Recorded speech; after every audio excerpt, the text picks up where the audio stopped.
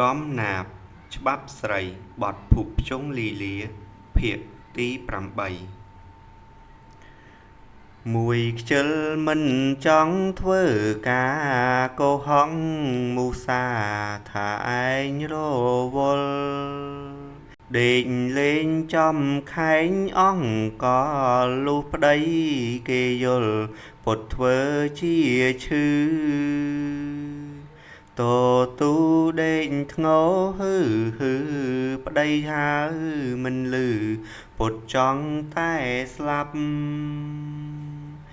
នាងហៅប្រពន្ធពុំគប់ស្រីណាកាន់ខ្ជាប់ពុំដែលរសា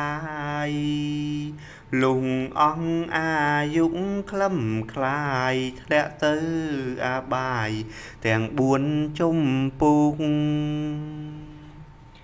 តែងនឹងរងទុករងសោក្រដោះរួចមកកើតជាមនុស្សខ្ទើយហេតុអង្គកុសលនេះហើយត្បិតខ្លួនឥតត្រើយធ្វើខុសគុណលងខំវត្តប្រតិបត្តិឆ្កាំឆ្គងមិនរៀនមិនរងខុសនឹងច្បាប់ស្រី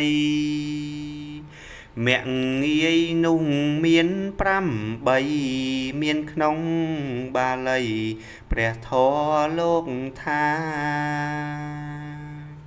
មគ្គងាយមួយនោះឯណាត្បិតប្តីពីការមិនបានមួនមមខឹងស្អប់ធុញថប់មិនទ្រាំមិនមានរកថ្នាំគ្រូគ្រោះមេម៉ត់មើលប្តីឲ្យជាឆាប់ឈុតខឹងវិញមិនអត់បន់ប្តីឲ្យស្លាប់មគ្គងាយមួយប្តីខ្សត់ទ្រពគ្មានគេកោះគប់ស្មើនឹងអាត្មាដៀលថ្មេះថាច្រាំងដោយសារព្រោះខ្ជិលធ្វើការទើបគ្មានរបស់មគ្គងាយត្បិតប្តីអាប់យុះឯងត្រកូលខ្ពស់ពូជពុំស្មើឆ្មើងខ្លួនឲ្យប្តីបំរើឆ្លោះឡើងហើយដើរដៀលថ្មេះពូជពុំមគ្គងាយមួយត្បិតប្តីល្ងងខ្លួនត្រមុងត្រមុខយឺតយូរដៀលថ្មេះពុំចេះអាសូរសំដីថ្ងោះធ្ងោមិនក្រែងប៉ុនសក់មគ្គងាយមួយប្តីអាក្រក់សាច់ខ្មៅពប៉ក់មុខអុកស៊ីស៊ុងកនទួលរៀងរលក្រ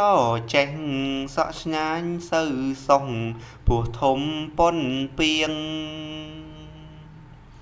ខ្លួនឯងចេញចែងរូបរាងខ្លួនសល្អជាងថាប្តីមិនសមមគ្គងាយមួយប្តីមិនខំធ្វើការលោកលំលេះឡាំងដើរលេងឆ្លៀតឆ្លើយបងពាក្យគុំរែងឆ្លោះជេរមិនស្វែងគិតខុសដំរាមគ្គងាយមួយប្តីផឹកស្រាស្រវឹងចោលការដើរលេងប៉ោលឡែពាក្យក្អេងរាំច្រៀងឡោឲ្យឆ្កែព្រុងចោផ្អើលភ្ញាក់កូនចៅឮមាត់ប្តីហើយខឹងក្តៅប្រតិចជេរទៅតាមដោយចិត្តខ្នាញ់មគ្គងាយមួយទៀតនោះមិញត្បិតប្តីស្រឡាញ់លោលុកប្រឡែង